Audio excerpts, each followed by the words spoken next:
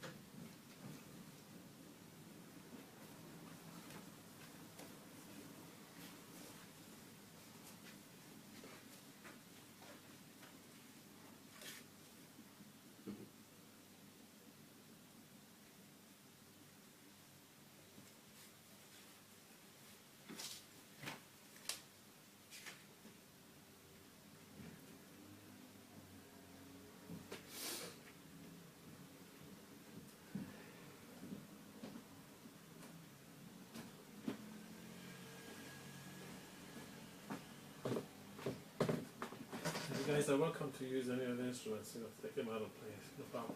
Power Sean was going to be a little bit late, he just called. Alright.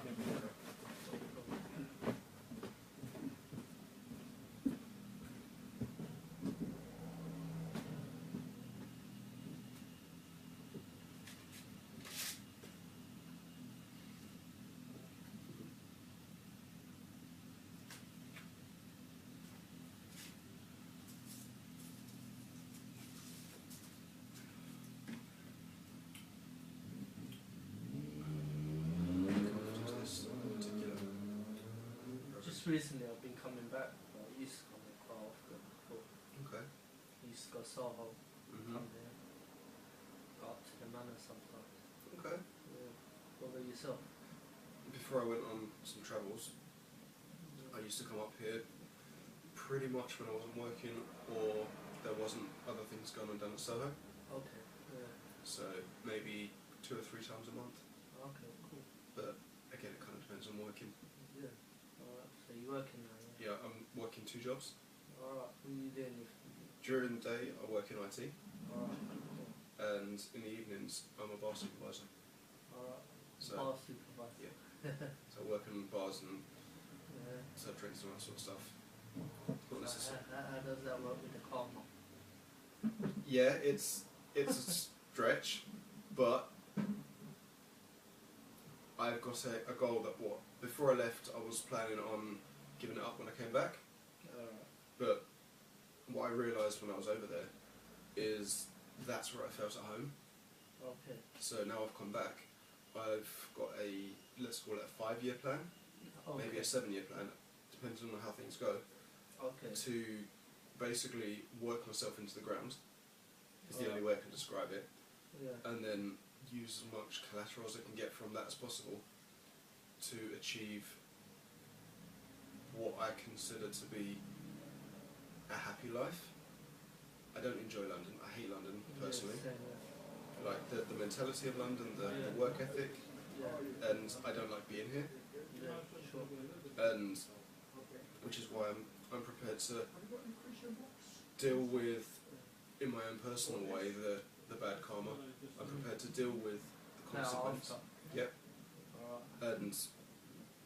But I think, at least to be able to achieve that level of bliss and peacefulness, I need to almost earn it.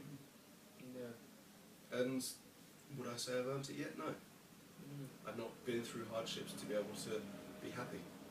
Okay. Not significant hardships, at least.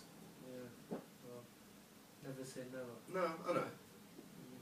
But that's kind of why, at least for now, I'm thinking that, at least for the next maybe year, I'll do it.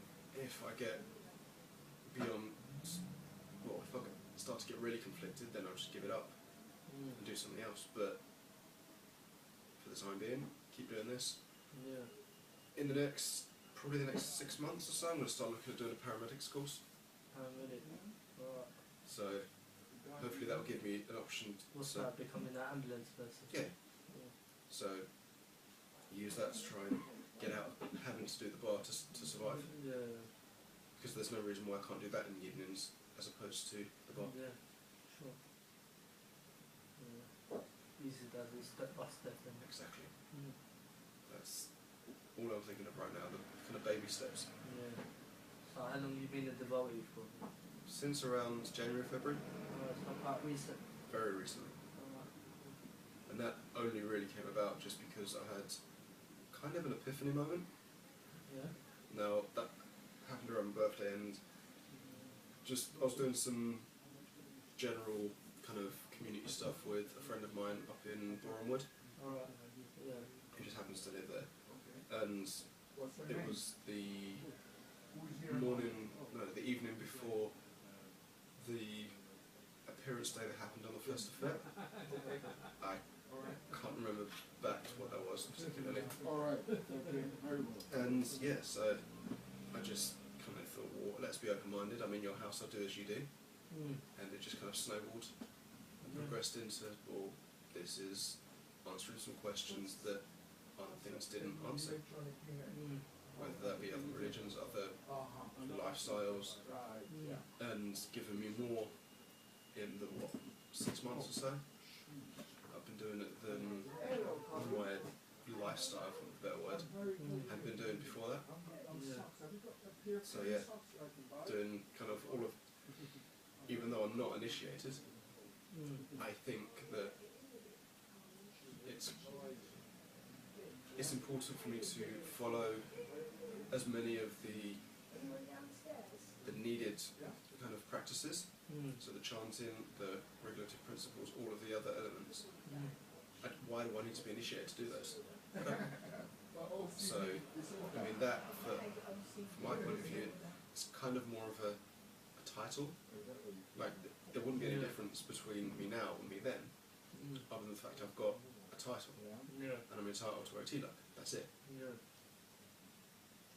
Like, practical differences, me as a person differences, probably very little. Yeah, sure. Like, I don't know, I'm ignorant to it. If things do change, then that's a different thing for a different day. But I can't really see me changing that much from now to then. And I don't know many people that I've known from before and after initiation, so I can't assess whether it changed someone that much. But yeah, so it's not going to change things that much. So why not do the now? It's not going to hurt me following the principles now. No, of course not. It's not going to hurt me paying forward some good karma, despite the bar work thing. So yeah, invest some time, invest some, I guess, some spirituality. And if some divine master wants to bestow initiation at some point, then I'll follow that route. But for now, That gave me, really brilliant. content learning, content experiencing, exploring. And It really is that's good, the way. Colin, get it? Hare Krishna.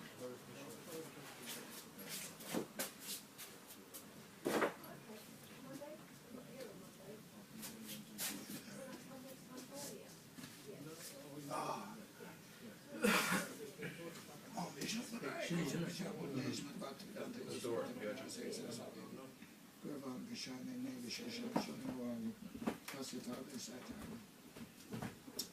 Got it, Ram? Hi.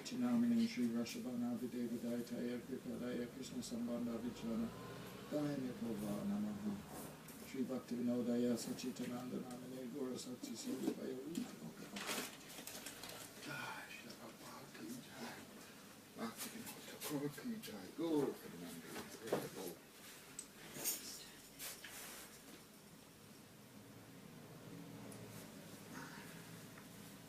We don't want that going off, do we? Okay, handbag spot.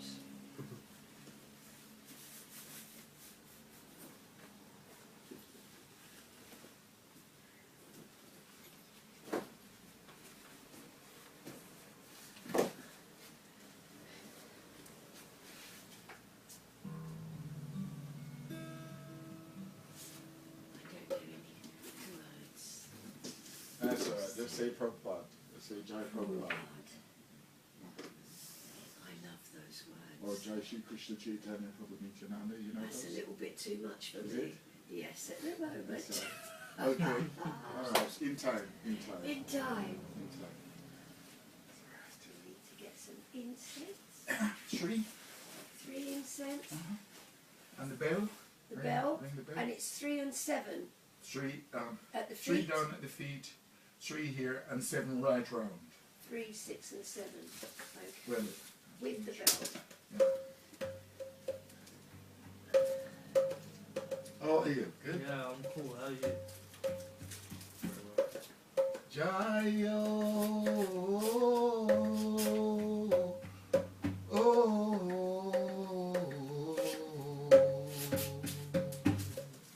Jaya Gorachan, Arati Koshuba,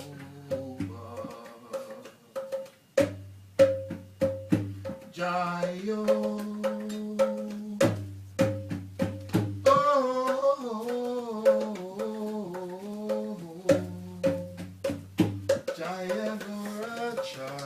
I haven't seen you for a long time now. Yeah, I've been away from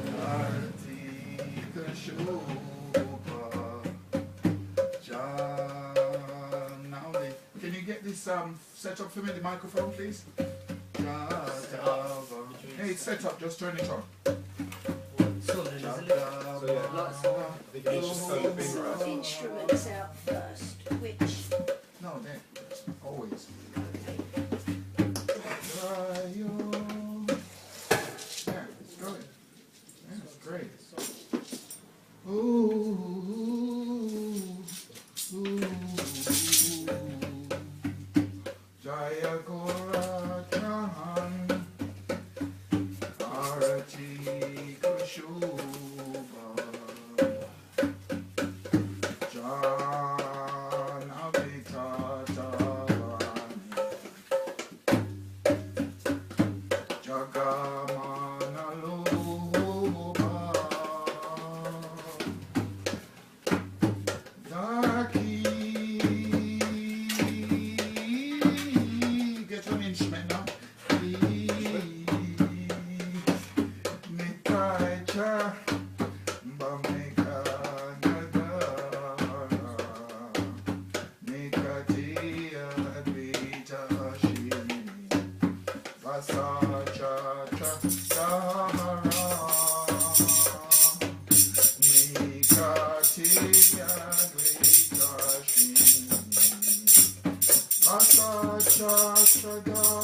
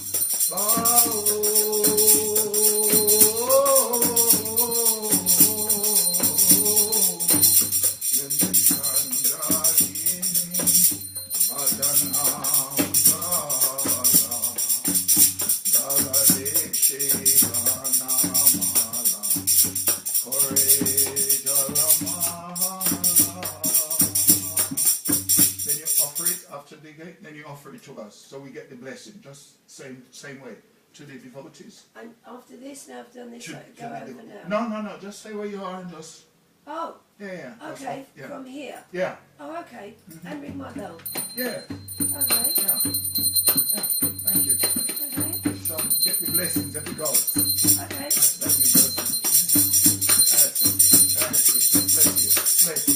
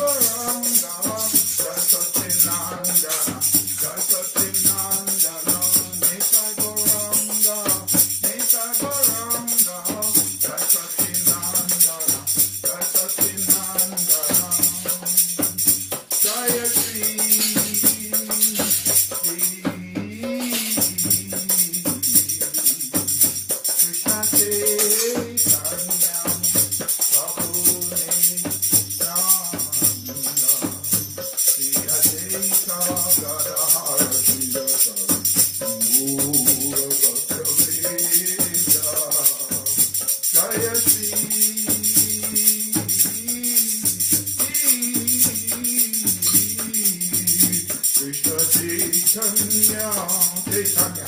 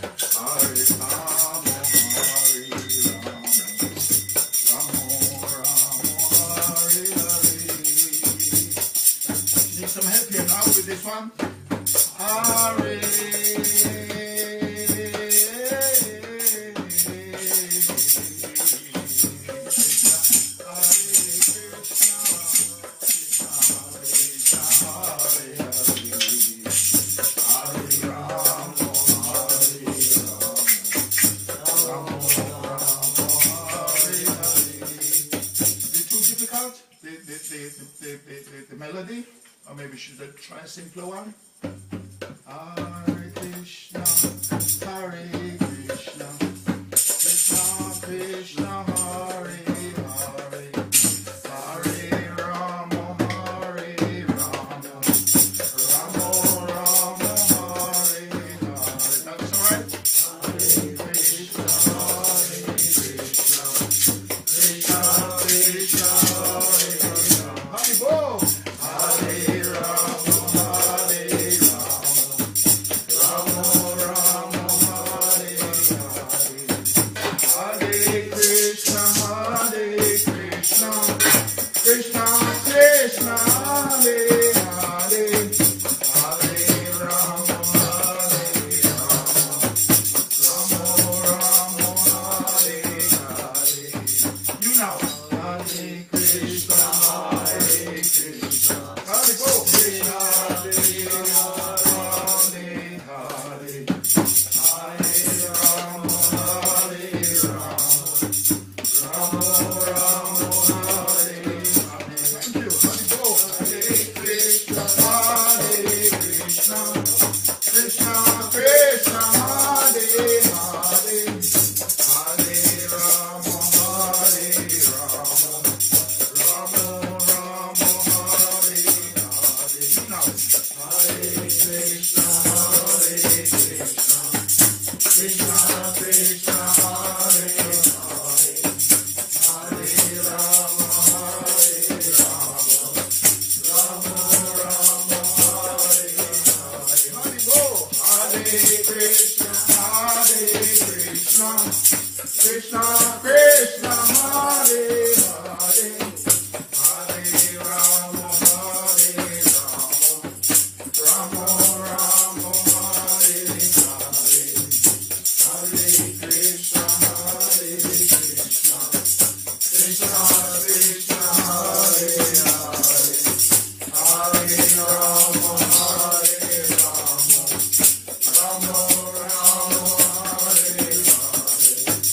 Hare Krishna, Hare Krishna, Krishna Krishna, Hare Hare, Hare Rama, Hare Rama, Rama Rama, Hare Hare. You know, Hare Krishna, Hare Krishna, Krishna Krishna, Hare Hare, Hare Rama, Hare Rama, Rama Rama, Hare Hare. Hare Krishna, Hare Krishna, Krishna Krishna, Hare Hare, Hare Rama, Hare Rama, Rama Rama, Hare Hare. Hare Krishna, Hare Krishna, Krishna Hare Hare, Hare Rama, Hare Rama, Rama Rama,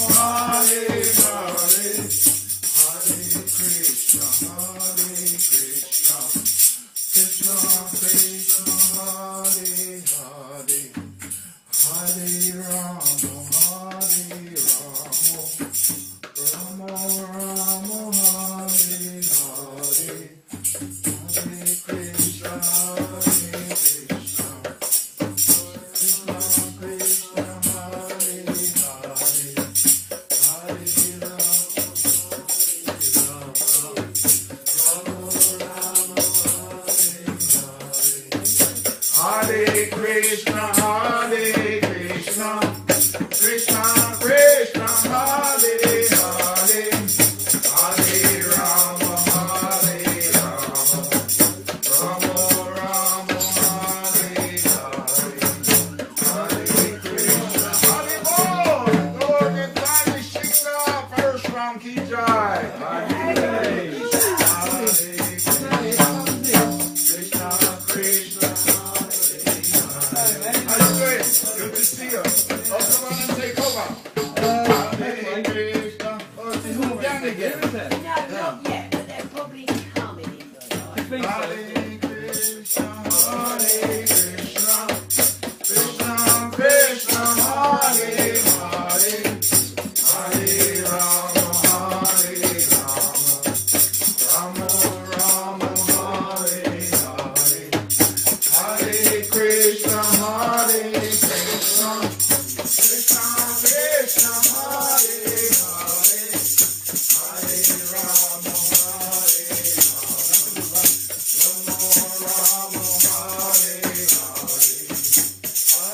Krishna, Krishna, Hare Hare, Hare Rama, Hare Rama, Rama Rama, Hare Krishna, Krishna Krishna, Hare Hare, Hare Rama, Hare Rama, Rama Hare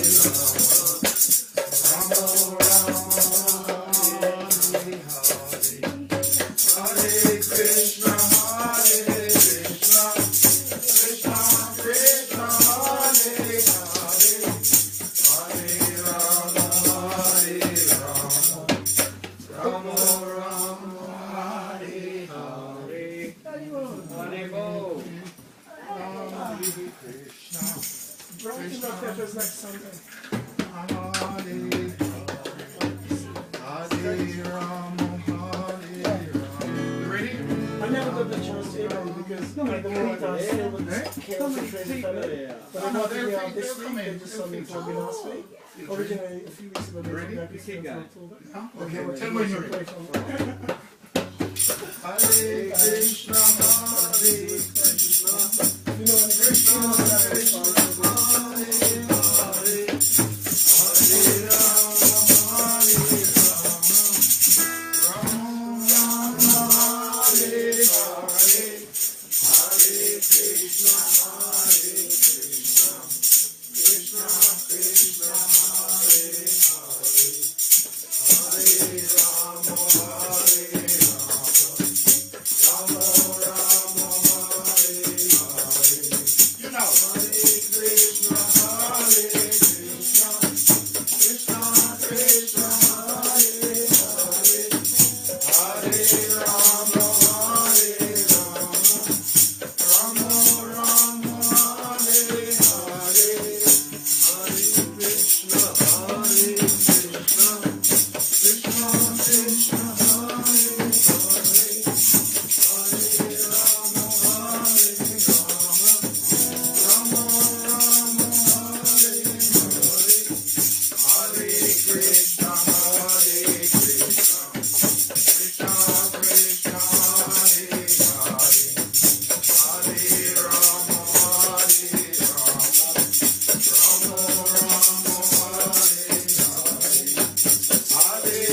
Krishna,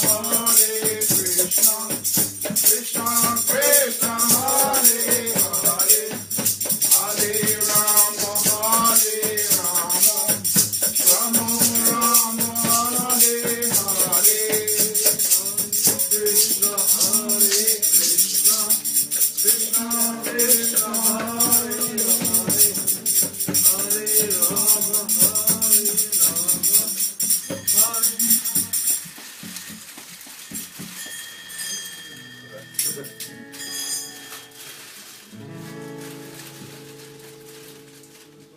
Yeah. Hello. Perfect. Hare Krishna. One. One. Yeah. Krishna rock. One, two, three. Krishna rock. Yeah. We had a rock rocking Harinam yesterday afternoon with Jayadi. Wasn't on the street, but like We had a rocking Harinam with Jayadi. We went to do like that. Yeah. Well, anyway, just carry on. Next time we discuss. That's it. Go on, try it. Very cool. Okay. You hold it like that. Yeah? That's it. Yeah, use anything you've got in your hands to rattle Yeah. with the song. And that's, you just keep that going. I'm Yeah. trying a new rap. I'm going to try a new song. Next week I'm trying a drum. Yeah, why not? This is from Baran's the last little piece. What? Well, Baran, last little piece. Okay, this is a little Krishna song. Krishna sent me a song. Is it in good condition? Another one. It's still edible. It's It called was in the fridge. My Sweet So I Lord. will distribute it. All right, That's that's It's the one. coming. Right, that's the one. Say No, it. it's George not Harrison. really. I heard that today actually. Is it? Yeah, No, yeah. it's not that one. This is called My Sweet Lord is Coming. Ah, Well, I might put in a request.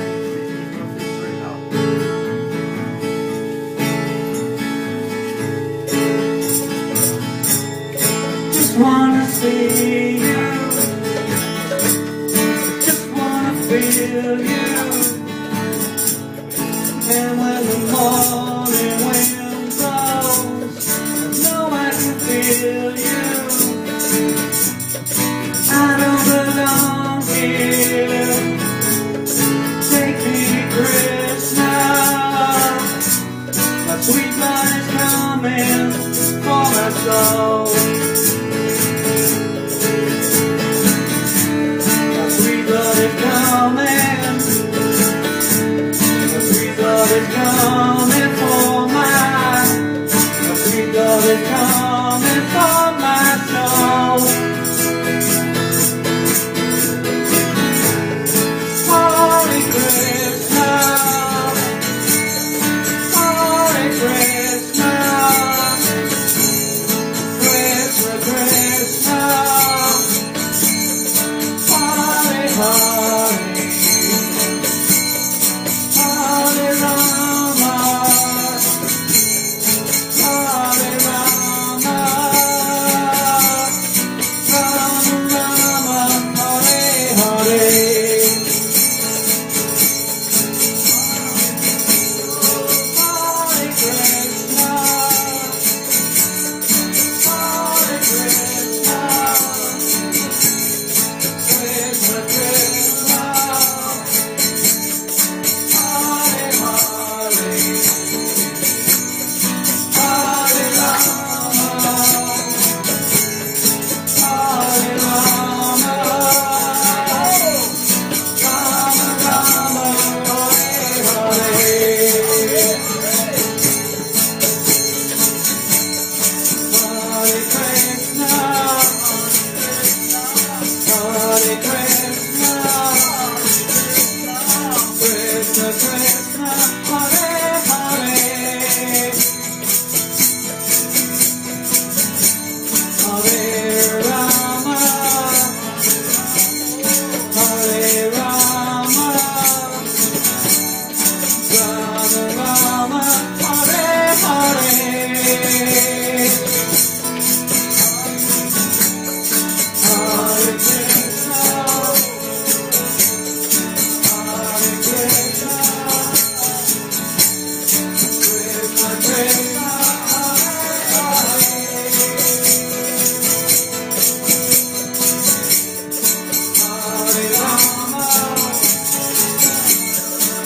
Hare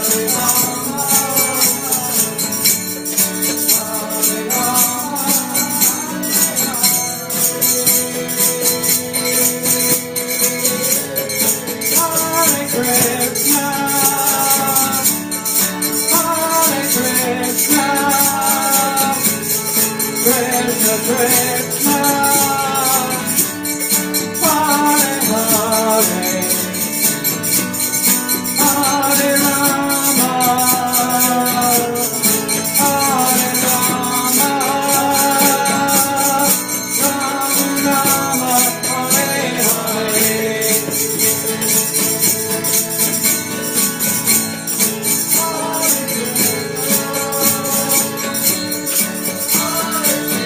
Hare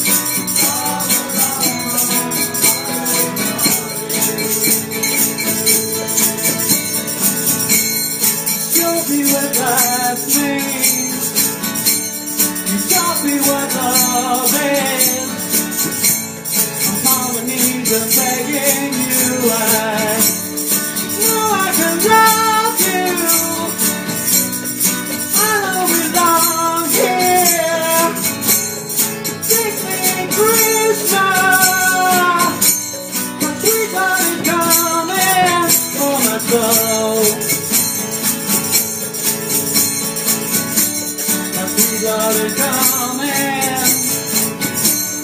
Sweet Lord is coming for my. Sweet Lord is coming for my soul. Hare Krishna, Hare Krishna, Krishna Krishna, Hare Hare, Hare Rama, Hare Rama, Rama Rama, Hare Hare.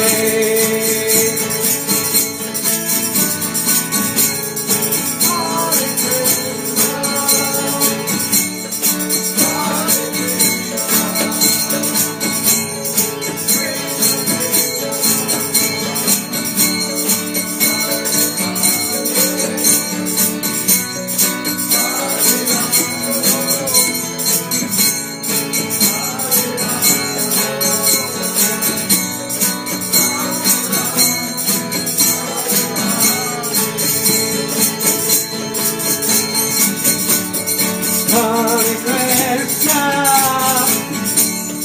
Hare Krishna, Krishna Krishna, Hare Hare,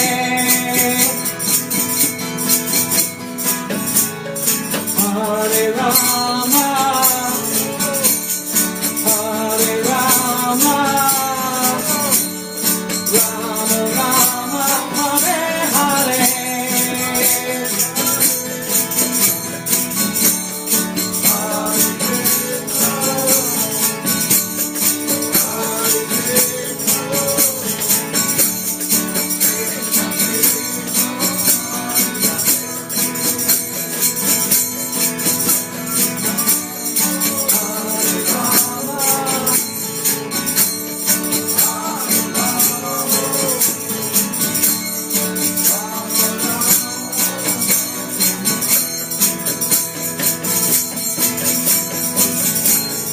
Show me what life means.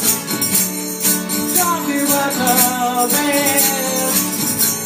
I'm on the knees begging you. I know I can love you. I don't belong here. Take me Christmas. My sweet Lord is coming for my soul. Sweet Lord is coming. Sweet Lord is coming for my. Sweet Lord is coming for my soul. Hare Krishna, Hare Krishna, Krishna Krishna, Hare Hare, Hare Rama, Hare Rama, Rama Rama, Hare Hare.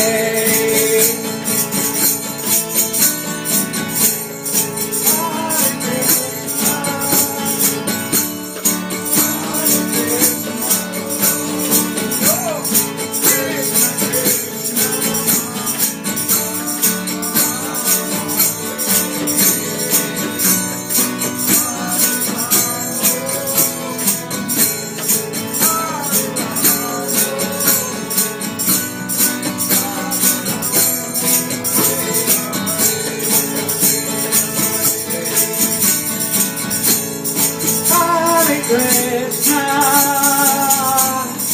Hare Krishna, Krishna Krishna, Hare Hare,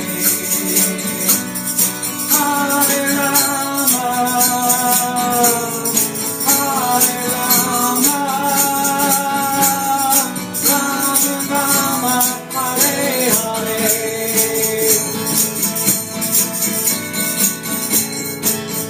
Hare Krishna, Hare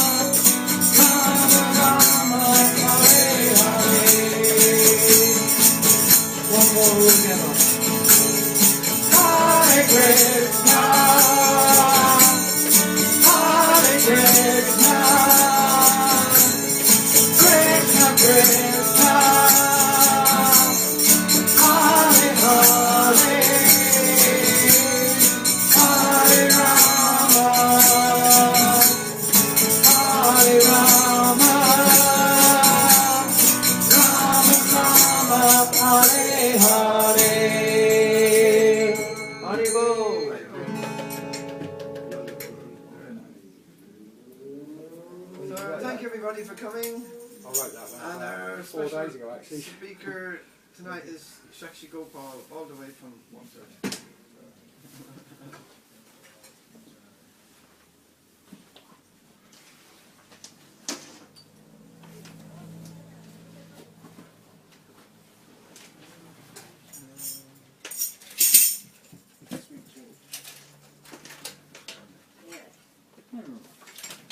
I like the other one as well that you did Which one? a few weeks ago. Right, Similar, but you couldn't stand it anymore. And Yeah. couldn't take it anymore, and I had to change and Krishna. But it was good.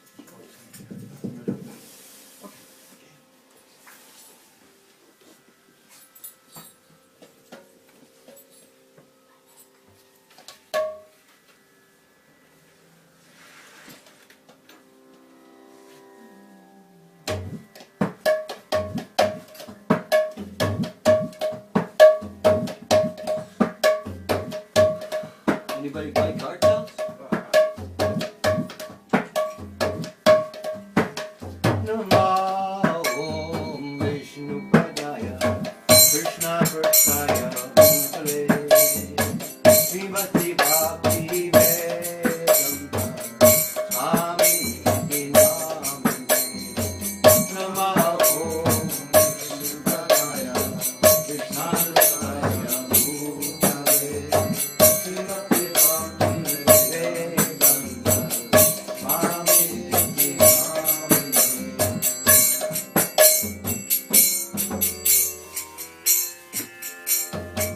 Namaste Saraswati Devi Gauravani Prachari Nirvashesha Shanyamari Satyada Siddhari Namaste Saraswati Devi Gauravani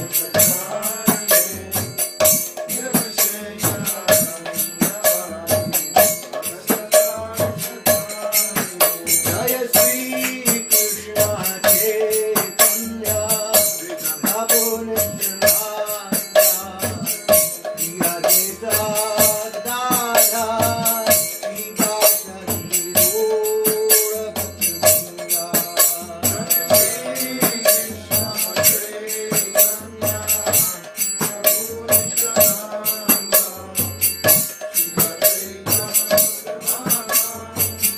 Gita Jaya Sri Krishna Chaitanya Prabhu Nityananda Priya Gita Dada Srivasari Gaura Bhaktivinoda Sri Krishna Chaitanya Prabhu Nityananda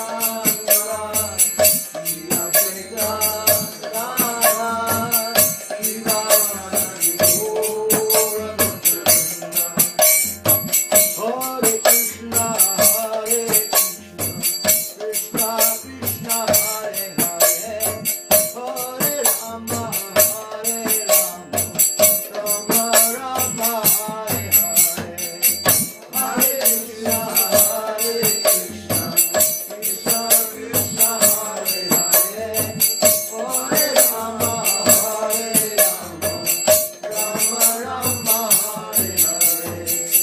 Hare Krishna, Hare Krishna, Krishna Krishna, Hare Hare, Hare Rama, Hare Rama, Rama Rama, Hare Hare. Hare Krishna, Hare Krishna, Krishna Krishna, Hare Hare, Hare Rama, Hare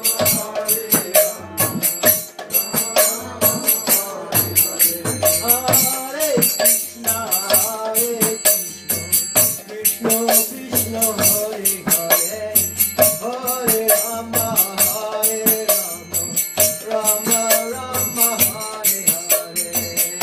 Hare Krishna, Hare Krishna, Krishna Krishna, Hare Hare,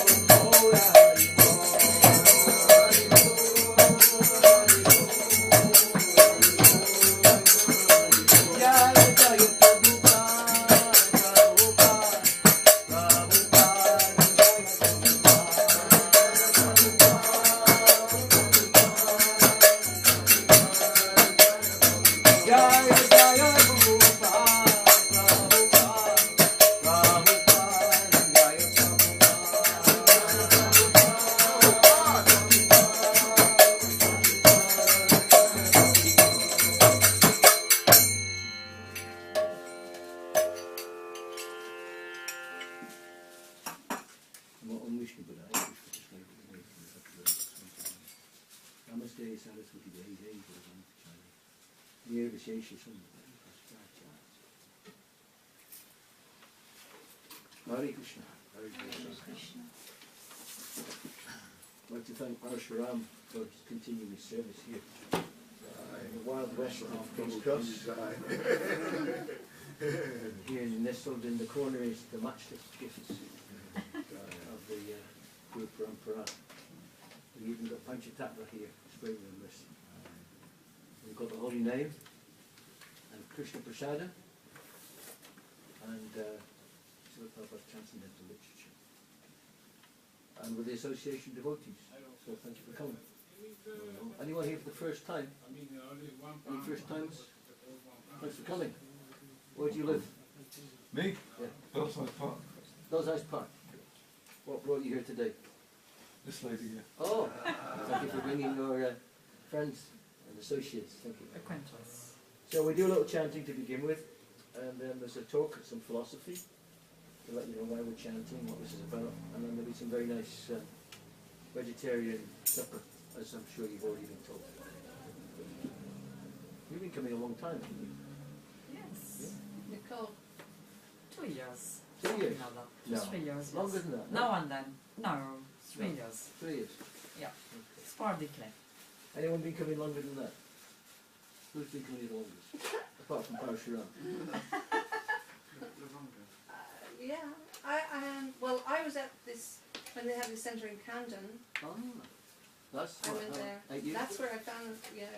Is that where you met devotees? Yeah. You met devotees there? Yeah. Well, I went to Parashuram's then. Right. Yeah. Yeah. Yeah. So this prasadam distribution, sanctified food, is such a very important process, essential. Chanting the holy names, and taking prasadam, and then hear a little philosophy, and then chant some more, take some more prasadam. So this is a special weekend, as some of you will already know. Tomorrow is celebrating the appearance of Lord Sri Krishna. It's called Krishna Janmashtami. Janma means birth, Janma. Ashtami, as far as I understand, means festival. So it's the appearance day of Lord Sri Krishna. 5,000 years, some 5,000 years ago. About 5,000 years ago. I don't know the exact date. Of course, in the cosmic scheme of things, years become milliseconds. The Vedic worldview, time cycles in the Vedas are very big.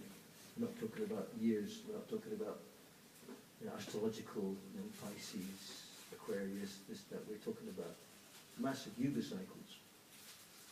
So Krishna appears at the junction of the Kali Yuga and the Dwapara Yuga. They're actually reversed. This sequence, this particular Divya cycle, it's usually the golden age, the Satya Yuga, Treta Yuga, Dwapara Yuga, Kali Yuga. You got it right? Mm-hmm. But this time they're actually reversed. The Treta and Dwapara are reversed for some reason. And so Krishna appears at the junction between the Kali Yuga, the present age, and the previous age. And things have become very, in the Kali Yuga things become very distasteful, dark, materialistic. The sense of God consciousness becomes extinct. I don't know how old the oldest member here is, we won't go into details of how old you all are, but in the few years we've been around, we've seen how things get degraded bit by bit. Not bit by bit, but lot by lot. After 5,000 years, we can't imagine how things were for 5,000 years ago. It's all myth, according to mainstream, it's mythology. We were living, we just crawled out of caves, we just come from monkeys, well not 5, but they say half a million years, whatever. All these mythologies and speculations, which actually all they do is serve to discourage us from seeing ourselves as eternal spiritual beings. The atheistic theories are there to discourage and thwart our quest for self-realization. Because according to them, we're just a collection of chemicals. Consciousness is a collection of molecular interaction. No such thing as a soul. That's quaint. That's nice, but not really. So this is the symptom in Kali Yuga. Kali Yuga becomes very degraded as time goes by. The Vedas prophesy many things about the Kali Yuga. They say in the Kali Yuga, 1/3 of the planet becomes polluted. 1/3 becomes toxic. So at the end of Kali Yuga, well, we wouldn't want to be here, we wouldn't even recognize the planet. And then there's the new golden age starts. So just like now, we're at the end of the summer in our little season here. We're towards the end of the summer. I was sitting in my yard this morning, and from the wild cherry tree I've got in the yard, this yellow leaf comes down. Okay, that's a sign. Autumn's on its way. There's chill in the air. They forecast this weekend and next week. Chilly. There's an Arctic plume. There's a bit of an Arctic jet stream coming down. So we've been given warning. Yeah, winter's on its way. But before winter, there's autumn. So this is the seasons, isn't it? We can't stop the seasons. What's the symptom of the summer? What's the symptom of autumn and winter and spring? We have different symptoms, round and round and round. So the universe also goes through these cosmic cycles, cosmic seasons. And we're 5,000 years into the Kali Yuga. And Krishna appeared, and as soon as Krishna disappeared after 125 years, Krishna's on the planet, 125 years. Towards the end of his appearance on the planet, the Battle of Kurukshetra was acted out. Krishna spoke Bhagavad Gita to encourage Arjuna to do his duty as a warrior and enter into this fratricidal conflict. A lot of warriors were killed. Practically everyone died in that massive battle. Of course, this is all myth, according to those in so-called educated persons. But they have found in the site known as Kurukshetra in India, there's some archaeological excavations, and some 10, 12, 15 feet down, they've found that the ground, the sand has been fused. The sand has been fused into glass. When you heat sand up very intensely, the silica, it fuses and becomes solid, like glass. Glass is made from sand. Glass is made from silicon sand. So when you heat glass up, it's very intense. So this is an indication of the weapons which are used in this battle, which are documented, not in the Gita. Bhagavad Gita is a little portion of the Mahabharata. Mahabharata, very extensive, massive, great literature. The biggest poem has ever been. I forget how many verses. 180,000, is it? I forget. Enormous. Much bigger than. We're proud of the Iliad in the West. Bhagavad Gita, Mahabharata is much bigger than that. But the Bhagavad Gita, Krishna's words, is considered the crest jewel of the Mahabharata. It's an introduction to spiritual life. An introduction to spiritual life. And we struggle with Bhagavad Gita. But it outlines to give us the overview whereby we can actually begin to take up spiritual life with understanding. Not just faith, but understanding. Spiritual life without a little philosophy becomes sentimental or fanatical. So we need that philosophy. And Krishna's giving the divine philosophy to Arjuna.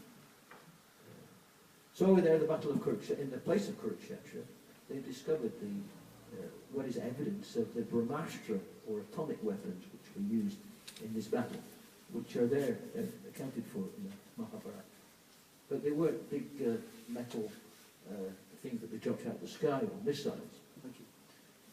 According to the Mahabharata and other parts of the Vedas, the Kshatriya warriors would use bows and arrows, and they would use mantra. They'd imbibe the arrow with the potency of the elements. There were fire weapons, wind weapons, mountain weapons, atomic weapons, yawning weapons, psychic weapons, illusory weapons, all invoked by sound vibration, which was so that the arrow became charged with this particular subtle energy, which then manifests. So if someone was sending you a fire weapon, you're going to go for the fire weapon, then you'd counteract that with a water weapon. And if someone sent a mountain weapon, you counteract that with something else to. So it was all this like a big chess game in a sense. But we don't have that. The same weapons are being manifested in very gross ways, very coarse. Fire bombs and atomic weapons and things like that. So Krishna came at the end of the last age, and he came on schedule. On schedule. Once in every day of Lord Brahma. Now how long does Lord Brahma live? It's 100 yuga cycles. That's his 12 hours. I can't remember those exact. But 100. Kali Yuga lasts for 432,000 years. 432,000 years. 10 times that is the shortest Yuga. 10 times that is that's Kali Yuga. Kali Yuga lasts for 450,000 years. The previous Yuga lasts for twice that. The Yuga before that lasts for 3 times the Kali Yuga, and the Satya Yuga lasts 4. So you've got 4, 3, 2, 1. That's that entire cycle of Kali Yuga, Satya Yuga, Treta Yuga, Dwapara Yuga, and Kali Yuga that's that much. But 100 of those cycles is one 12-hour period of Lord Brahma, which is 432,000 times 10 times 100. So work it out. And that's 12 years. That's 12 hours of Lord Brahma. And sometime around about Lord Brahma's midday, that's when Krishna appears. In every day of Brahma. So Krishna appears in every day of Lord Brahma. So imagine, we get up in the morning. For those of us who aren't working night shift, we get up in the morning and something amazing is going to happen at midday. And it's not the 12 o'clock news. It's something different kind. It's Lord Krishna himself appears. That's every day of Lord Brahma. And Krishna's appearing in every universe. Krishna's early pastimes, within some a few hours of his manifesting within the universe, Krishna's again now appearing also in another universe. And within a few hours of his appearing in that universe, he's also appearing some. So Krishna's always appearing in the material universes. When they're manifest, because the material universes, they're not always around. There isn't always a material creation. But the spiritual creation, or the spiritual realm, that is always ever existing. And when we say spiritual, we mean the realm of pure consciousness. We're not talking about the angelic realms. We're not talking about the Davic realms, or the heavenly realms, or the realms above that, or above that, where Lord Brahma lives. So these are all subtle, and more subtle realms, until Lord Brahma's realm is made of pure intelligence. What's intelligence? What's mind? Who can see the mind? Who can see, let's get gross, who can see a television wave? Anyone seen a television wave? Has anyone seen a television wave? No, it has no arms. It can't wave. You can't wave. Very good, very good. Did you just come up with that? Oh, very clever, yeah. Okay. So Morrison joke. But what can we see? When it comes to television waves and radio waves, what can we see or hear? We see the effect of it. We see the effect of a radio wave. We hear the effect of it. We see the effect of a television wave. So similarly, we don't see the soul, but we see the effect of the soul. Many things, even the material world, you can't see, but you see the effect. You perceive the effect. You smell the effect, see the effect, hear the effect. Whether they're waving or not, but you can see. And everything's a wave. Actually, light's also a wave. Everything's a different energy vibration. But then there's the energy of the soul, which is you and I, which we don't see, but you see the effect of. So Prabhupada used to say, why don't the scientists do some research to find the difference between a dead body and a living body? And consciousness is never anything that science really wants to touch. Now and again you see some I think a few months ago there was some feature in the New Scientist. Consciousness. What is consciousness? Shows a head or something. What is consciousness? So I stood in W.H. Smith looking for read this article. Oh, please, you know. Really, just nothing. No clue. Not a clue. More speculation. It's all about interaction, molecular energies, and what is identity. It's all a product of social conditioning. No soul, no God, no designer, all by chance. Everything by chance. So we've got this amazing phenomenon, totally by chance. And if we use the same procedure when it came to cooking, well, we'd be retching all the way to the bathroom. If your cooking in the kitchen was a chance affair, huh? Or if you blew up the kitchen cupboard, you know, bang in the kitchen, and when the dust clears, my goodness, there's an 8-course meal here. It's insanity. So, what the atheistic mentality, atheistic, even the definition is not someone who believes, someone who does not accept the existence of a supreme. But everything has a source, everything. The radio waves, you can't see them, you can see the effects, but they're also coming from the source. You just look at the organisation behind everything. A football team, anyone into football?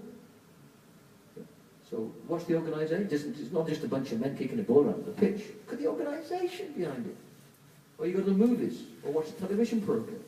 Some of the movies, the credits last for almost as long as the film. You know, you've got 10 minutes, you know, and they compose a special bit of music, you know, it goes, and sometimes they have to do it so quick, there's so many, especially the CGI films, with people working on all the, you know, the special effects on the computer. So, Krishna in Bhagavad Gita is explaining 5 topics to address this tendency in the material world towards ignorance. We want ignorance, that's why we're here. We come to the human life, and there's a chance to wake up. With all the different species of life, there's the salt, the human body, the pigeon's body, tree's body. It's a chance to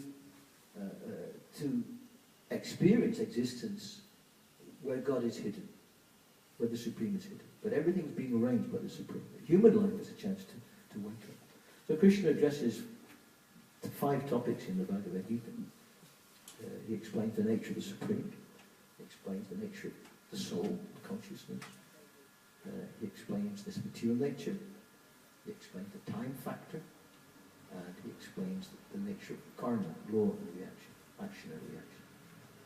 And of course, how to get out this field of activity. But here in the material world, Krishna remains hidden, because in the material world nobody wants to see God, so he's very kind, very gracious. He doesn't force himself on anyone. He remains hidden, because we don't want to see God. All right, I'll stay hidden. But for those who want to see him, he makes arrangements for people to come across the people who can guide him, such a person, to a higher understanding. That was Srila Prabhupada's mission, was to come to Western worlds and make this transcendental wisdom available to each and everyone, regardless of background, regardless of culture, regardless of gender, regardless of race, regardless of religion, regardless. Prabhupada made this available. That's what the Krishna consciousness movement is all about. Making his books available, making the holy name available, transcendental food available, giving people opportunity to understand the nature of existence. So this weekend we are celebrating Krishna Janmashtami. At a manor, there'll be something like 60,000 people turning up. And there's hot prasadam for everybody, rice, dal, chapatis, or maybe puris, a sabji, and a sweet. The feast is Ekadashi, isn't it? I'm talking about during the day. Oh, I see, yes, yeah. But it's a nice feast. You don't get a meal like that, you know, for free. 60,000 people. How big are the pots, Perry?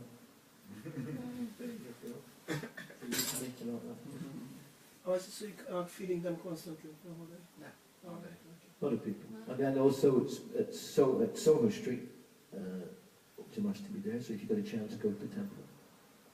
Darshan of the deities, but of course there'll be a queue, because it's Krishna's appearance day, there'll be a big queue at the door. There's a queuing system. If you want to see Krishna, go on another day, but to go to the temple on Janmashtami, it's a very auspicious. Well, they can come with us at Harinam. We do all afternoon, all evening. Yes, can we join the Harinams, can we join the chanting? Work up an appetite, so when you... The devotees full-time, they generally fast the day and break fast at midnight. It's a long slog. And then the next day, that's the appearance day of Srila Prabhupada. So Srila Prabhupada appeared the day after Lord Krishna, of course not 5,000 years ago, but 1896.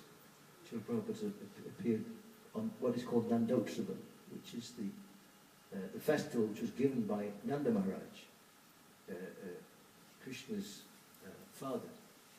Of course, in one sense, no one can be the father of God, but when the Lord appears within the universe, his devotees take on these roles of service to the Lord, and their particular relationship with the Lord is a paternal relationship. Well, Krishna's mother is an eternal, maternal relationship. And Krishna had cowherd friends they were the devotees he grew up with.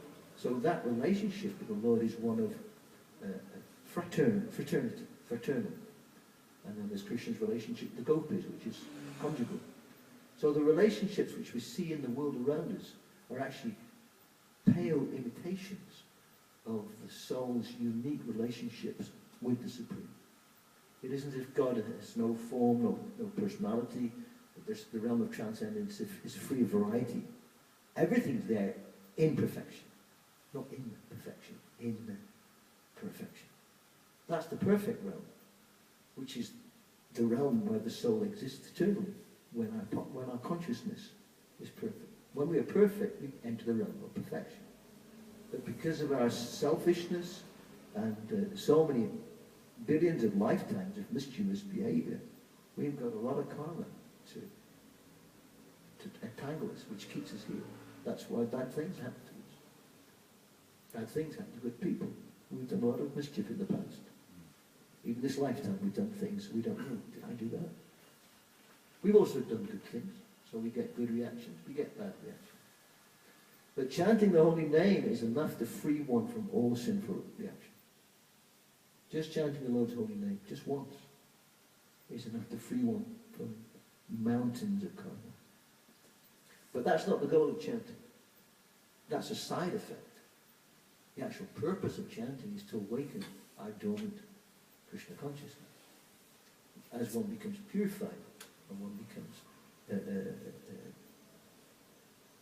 cleansed of his lower consciousness, then gradually our Krishna consciousness awakes until one actually relishes one's eternal, unique relationship with the Lord.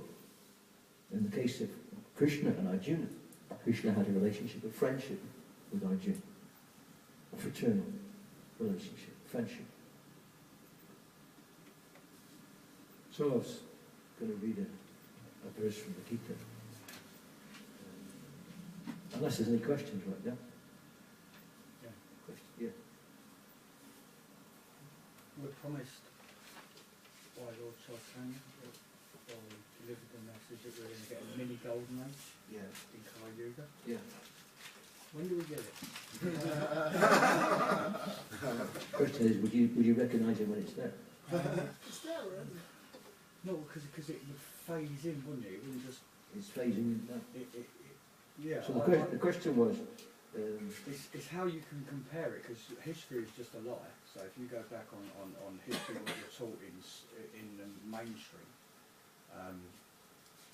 you're going to be to try and compare it with that.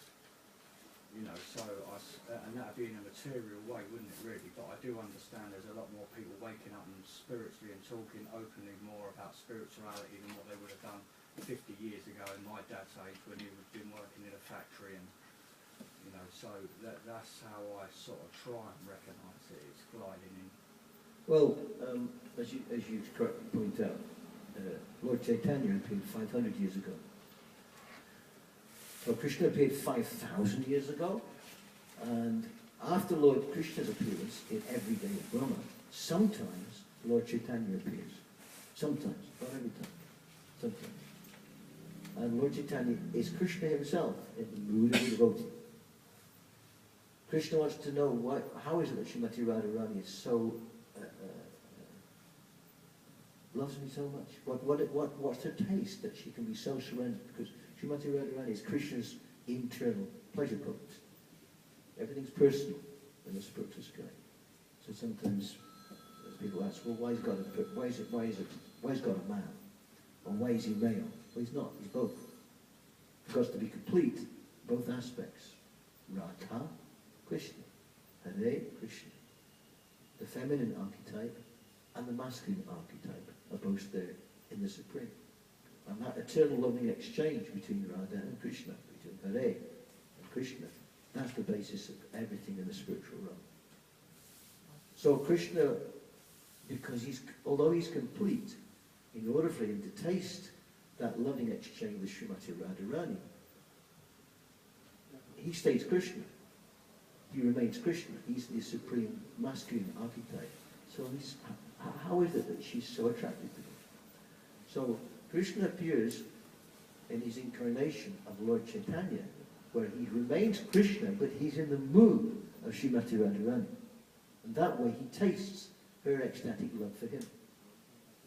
So Lord Chaitanya appeared just 500 years ago. And although he appears 5,000 years into the Kali Yuga, because of his appearance and because of his mission, which is not only to taste Krishna's love for Srimati Radharani, but also to give this special blessing, benediction, to the conditioned soul that simply by chanting the holy name as our Lord, we can go back to Godhead. This is his mercy mission. And the Vedic writings, I forget the Shastra, which scripture it is, but there's a pastime mentioned some 5,000 years ago. The various holy rivers in India. We should understand everything's personal, everything.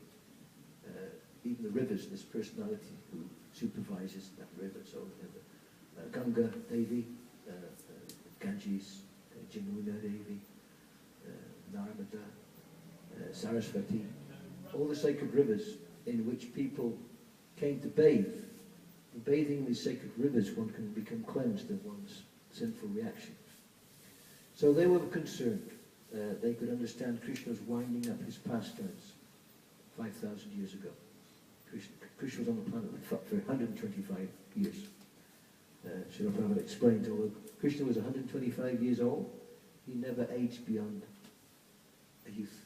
He never get older than 16, because Krishna doesn't have a material body. Krishna appears in the realm of matter, but he's not subject to the laws of nature, because he's actually in control of nature. When God appears within the realm of matter, he's always God. He doesn't become subject to karma. He's the Lord. Whatever he's doing is still the Lord. And the pastimes and features he exhibited show this is not an ordinary person. Not even a great mystic. Not even a great saint. Only God could do this. Only the Supreme Lord. So Krishna displays his personal feature, which is there eternally in the realm of transcendence. So the sacred rivers approached, they nominated Ganga Devi, Mother Ganges, to approach Krishna and ask, present to him their concern, saying, you're going to leave very shortly, you're winding up your earthly pastimes, so what's going to happen to us? We're entering the Kali Yuga, there's going to be hundreds of millions of people coming to bathe in us and just, how are we going to handle all their sinful reactions, which are going to be coming into our waters? In other words, people are dumping their garbage, karmic garbage, in the sacred rivers. So what's going to happen to us? Is there any hope for ourselves? Krishna said, be patient. For 5,000 years, be patient. And then there will come one. There will come a person who is the bearer of the holy name, the carrier of the holy name, who will take the holy name all over the planet. And as a result of that, saintly persons will traverse the whole planet, travel the whole planet, And by their association and example, the mass of people will be cleansed of their sinful karmic reaction and take up God consciousness. So this was a double reference. Krishna actually didn't mention his incarnation of Lord Chaitanya, although Lord Chaitanya is prophesied in the 5,000-year-old Srimad Bhagavatam. Lord Krishna there is speaking of the bearer of the holy name. And who is the person who brought the holy name to the whole planet? Srila Prabhupada. So Prabhupada is actually forecast by Krishna himself 5,000 years ago. And then Lord Chaitanya, he also forecast 500 years ago. He said, in the coming age, my name will be chanted and worshipped in every town and every village of the world. Now this was before airplanes, before great ocean liners, before mass communication. It was thought, this is just poetry, it's just eulogy. How can this happen?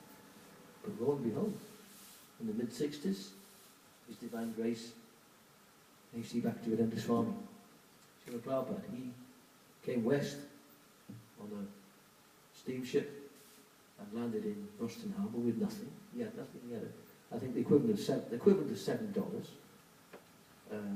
He had one contact address. He had a case of his Srimad Bhagavatams and a little cooker, a little tiffin cooker, multi-level cooker. He had nothing with him. Pair of cartons. And when he left the planet in 1977, just 11 years later, he made Hare Krishna a household word. And it's spreading. It's still going on. So Srila Prabhupada was the bringer of the message and the mercy and the mission of Lord Chaitanya. Lord Chaitanya said, well, my name will be chanted and worshipped in every town and village of the world. Srila Prabhupada did it. So in terms of the golden age, I forgot to mention, Krishna said this will last for 10,000 years. This golden age is Krishna himself is referred to. So for 10,000 years, this spreading of the holy name, and then after that, it's all over. The Indian summer is over. We don't have that here. In America, sometimes they have an unseasonably warm weather at the end, in the autumn. You know, summer's over, autumn's coming in. Suddenly, the temperatures are up. All the trees are turning golden, it's warm, and then winter. So we're in the winter Kali Yuga, only 5,000 years. But in this Kali Yuga, because of Lord Chaitanya, there's a brief golden age of 10,000 years. And it begins, Sariputta he was a genius mathematician. He used to lecture at Harvard and the big universities in the States. And his calculations, he said, actually, it appears that the golden age began in 1896, astrologically, astronomically. And that was the year when Srila Prabhupada took his birth. And it's also the year that the first writings of the Guru Parampara, namely Bhaktivinoda Thakur's book, was sent west to McGill University. So in the year that Srila Prabhupada took his birth, that book by Bhaktivinoda Thakur arrived in Canada, McGill University. It's it might be Montreal. Where is it? McGill University. Yeah. Is it? It's in Canada. So that marked the beginning when, Lord Chaitanya has appeared 500 years ago. It's sometimes compared to the atomic bomb. It's a big blast. But the actual, the radiation goes on and on. So for 10,000 years, the pastime of Lord Chaitanya's pastimes were manifest for just 40 years or so. His manifest pastime, and then he left.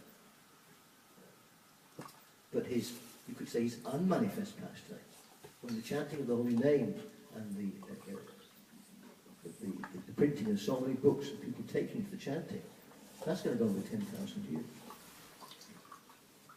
10,000 years. Krishna was here for 125 years. And within a short time, even after Lord Chaitanya, within 2 generations, his teachings had been lost, misrepresented. Bhaktivinoda Thakur revitalized and resuscitated the actual teachings of Lord Chaitanya and brought Vaishnavism back to standard. So, in terms of what we were talking about before about waves, so everything comes and goes in waves. Even the mission of Lord Chaitanya, it's like a wave. And then it appears to disappear. No, here it comes again. And now it's over there, and then it's over here. It's not like a, you know, every economist's dream, the economy goes like that. It doesn't, it goes like that. So also in the Lord's mission, it comes and goes. It's always there, but sometimes it's manifest and sometimes not. So I'll just read this. Does that answer your question? It certainly did, yeah. Well, much. I'll just, there's a verse here from Bhagavad Gita, chapter 10, text 12 and 13. This chapter is called The Opulence of the Absolute. Arjuna Uvacha Param Brahma Param Dhamma Pavitam Paramam Bhavan Purusham Shashvatam Vidyam Adidevam Mujam Vibhum Ahuspam Rishaya Surve Divarshya Naradastata Asito Devalo Vyasa Swayam Chaiva Pradishime. I'll go straight to the translation. Arjuna says, he's talking to Krishna. He says, you are the supreme Brahman, the ultimate, the supreme abode unpurifier, the absolute truth, and the eternal divine person. You are the primal God, transcendental and original. You are the unborn and all-pervading beauty. All the great sages, such as Narada, Sita, Devama, and Vyasa, proclaim this of you, and now you yourself are declaring it to me. Translated by His Divine Grace A.C. Bhaktivedanta Goswami Srila Prabhupada Ki Jai. And then Prabhupada gives a purport, an explanation of it. He says, in these two verses, the Supreme Lord gives a chance to the modern philosopher. For here, it is clear that the Supreme is different from the individual soul. Arjuna, after hearing the essential 4 verses of Bhagavad Gita in this chapter, that's the previous 4 verses, became completely free from all doubt and accepted Krishna as the Supreme Personality of Godhead. He at once boldly declares, you are Parabrahma, the Supreme Personality of Godhead. And previously, Krishna states that he is the originator of everything and everyone. Every demigod and every human being is dependent on him. Men and demigods out of ignorance think that they are absolute and independent of the Supreme Lord, Shri Krishna. That ignorance is removed perfectly by the discharge of devotional service. That's devotional service, service in devotion to the Lord. This is already explained in the previous verse by the Lord. Now, by His grace, Arjuna is accepting him, Krishna, as the supreme truth, in accordance, in concordance with the Vedic injunction.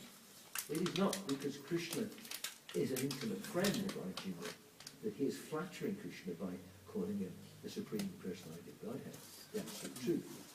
Whatever Arjuna says in these 2 verses is confirmed by Vedic truth.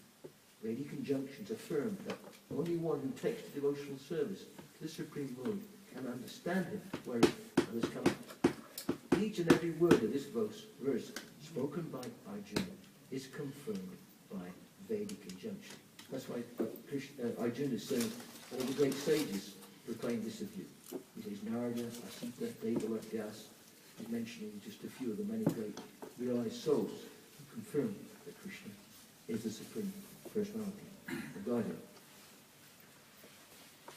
Sometimes we think this zoomorphic tendency to award attributes to God which we see in the world around us. We speculate sometimes when on our spiritual path and think that, well, this is a realm of form. Everything is form and qualities. So God is spiritual, so he doesn't have form, he doesn't have qualities. It's basically all one. And the impersonalists maintain ultimately everything is one, so to the point where there's no difference in individual consciousness and supreme consciousness. That's what Prabhupada is addressing at the beginning of this purport. For those who recognize actually I'm consciousness, yes, and God is consciousness.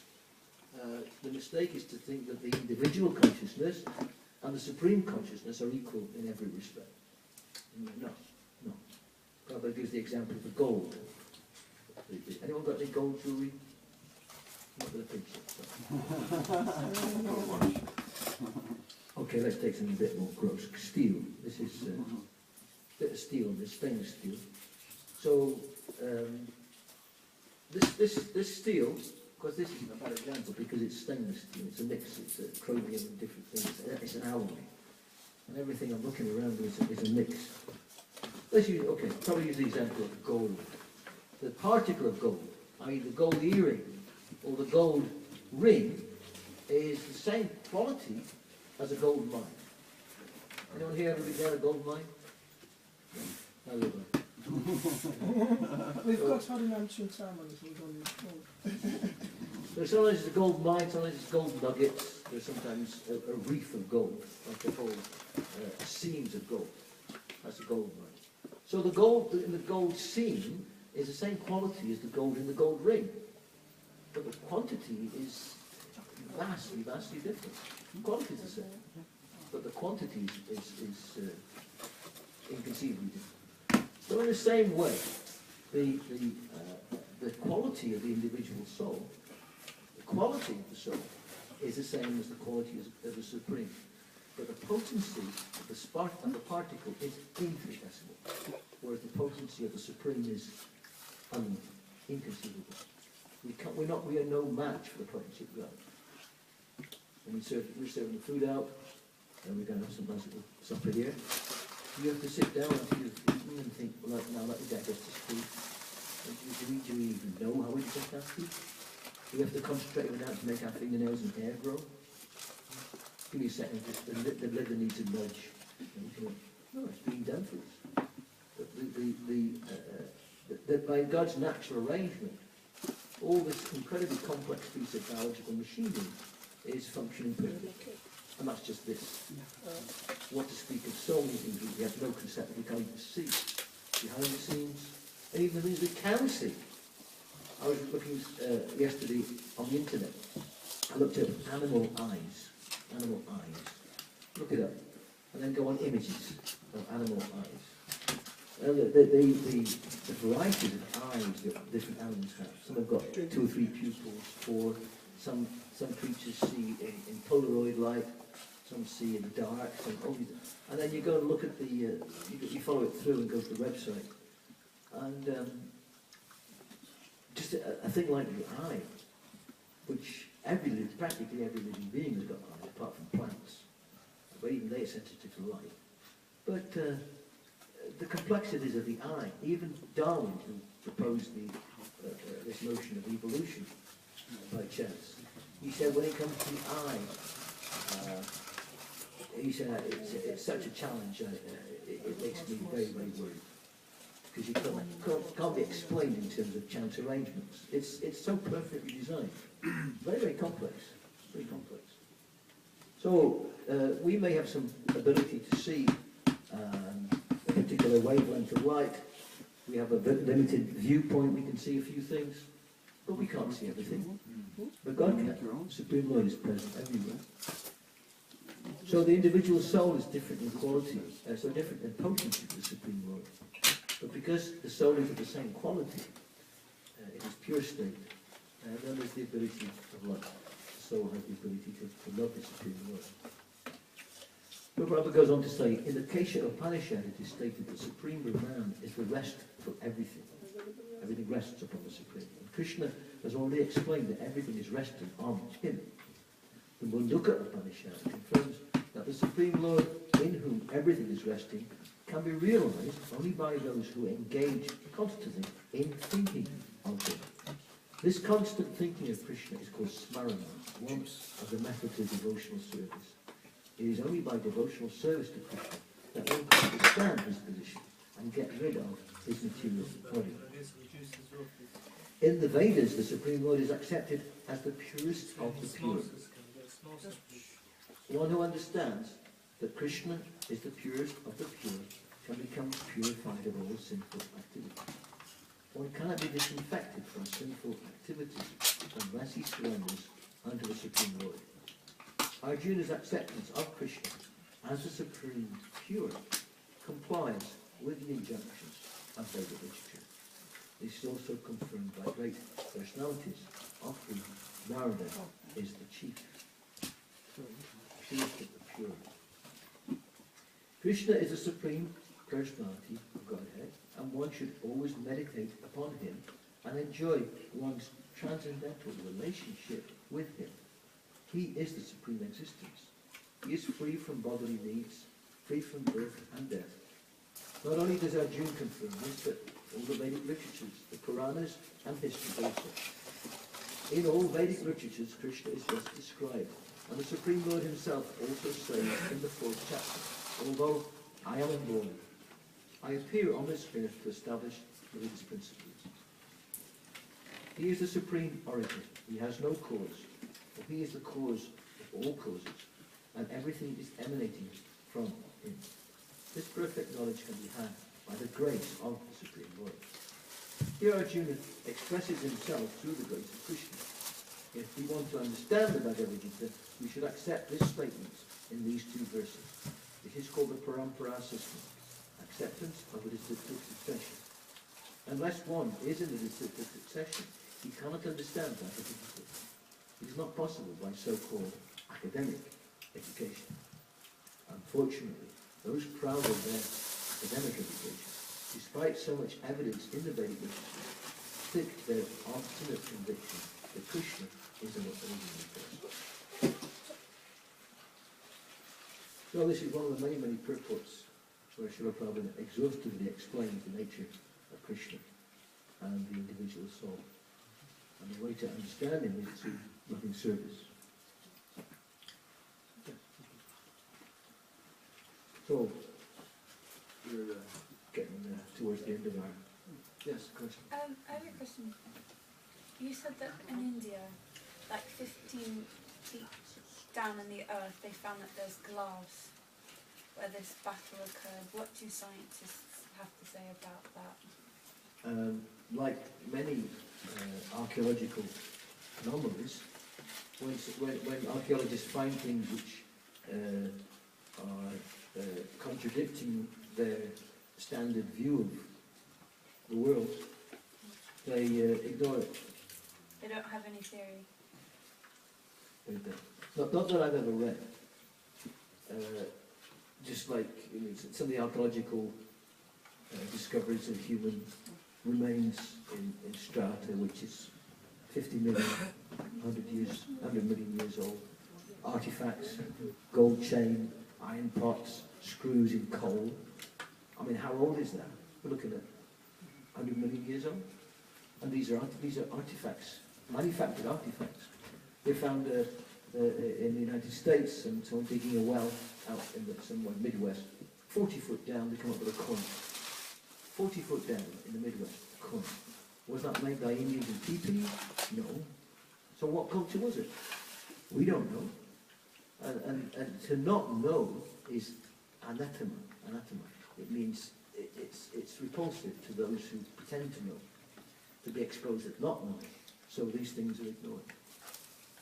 Many things like that. I was just going to say that there is something out that these archaeologists have exposed certain information that they got kicked out of archaeology. Really? And like you were saying, there was one archaeologist who was called in because they were putting a tunnel through a Chinese mountain, and this rock was 30 million years old. And when they bored through it, they come across an anatomical being, skeleton, which could only be 30 million years old after they tested every way whether it come into the rock as it was forming. And also dinosaurs, when they've been dug up, they found anatomical human beings underneath the dinosaurs. But these archaeologists that exposed it were then kicked out of archaeology. So some things, it isn't then some pursuit of truth, but rather it's a dogma. When scientists, not all, scientific bodies and archaeology, they have a dogma. And if the facts don't fit the dogma, it's not fact. Yeah, we'll wash your hands, that's good. It happens in all fields. Medicine as well. You know, just people who discover cures for cancer. Just recently, the past year, there's been 7 alternative medicine doctors who've all met very mysterious deaths. I heard about that about 10 years ago, that there was a scientist who created a machine that would zap cancer, and some very shadowy people came in and took it off of them. Well, he was lucky. They just took the machine off him. But in cases, people get killed. And that's for economic reasons. So honesty is the Vedas say that honesty is the last quality people still expect honesty. Expect honesty. In the Kali Yuga, the qualities, what's that verse? In the Iron Age of Kali, men have but short lives. Men meaning the species, not the gender. In Iron Age of Kali, men have but short lives. They're quarrelsome, lazy, misguided, unlucky, and above all, always disturbed. You know, we're always disturbed by something or someone disturbing. Quarrelsome, lazy, misguided, unlucky, and always disturbed. And the reason why Srila Prabhupada emphasized the 4 negative principles: no animal slaughter, no illicit sex, no gambling, no intoxication. Because these activities destroy the human qualities. What are considered human qualities. A human being is expected to be merciful. Animal slaughter destroys that quality of mercy. A human being is expected to be clean. Illicit sex, both gross and subtle, destroys the quality of cleanliness. We have that phrase, you know, the dirty old man. You know, they're polluted. It can be seen. It's polluted. It's very nasty. And all this terrible stuff being revealed about paedophilia with the hot politicians. It's not just dirty, it's dark, it's demonic. But you had Kirchananda as well. Yes. That problem, yes. Yeah. It happens all over. There's people of that inclination all over the place. Even in the guise of spiritual leaders, in the church, etc., etc. I enjoy sex myself.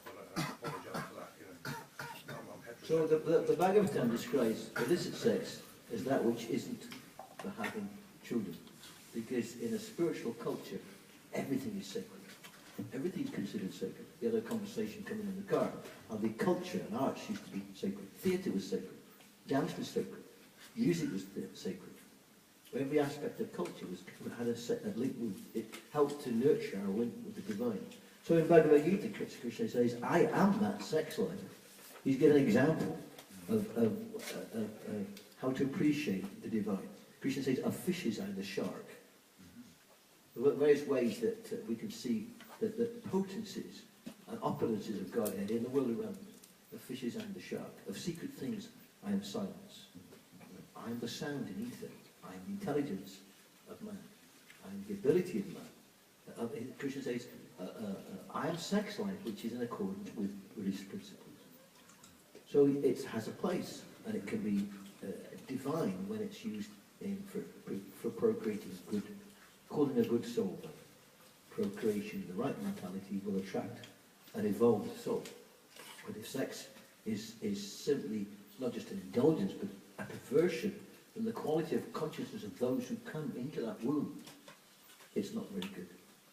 Hence society degrades more and more and more, because people become more and more degraded in their personal habits, even their intimate habits. The quality of souls who take birth is going to be low quality, unevolved, mischievous souls. So illicit sex is one because it destroys cleanliness. Gambling destroys the quality of truthfulness, and intoxication destroys the quality of sense control. Sense control. So sense control, truthfulness, cleanliness, and mercy are qualities which, as human beings, we need to nurture. And they're not even spiritual qualities. It's not spiritual. Being vegetarian is not spiritual. It's merciful. But if one is practicing these 4 principles, if one is following these principles to nurture these qualities, it's a foundation upon which to build one's spiritual life, which is based upon chanting the holy names of the Lord. Chanting the names of the Lord has effect whatever state we're in.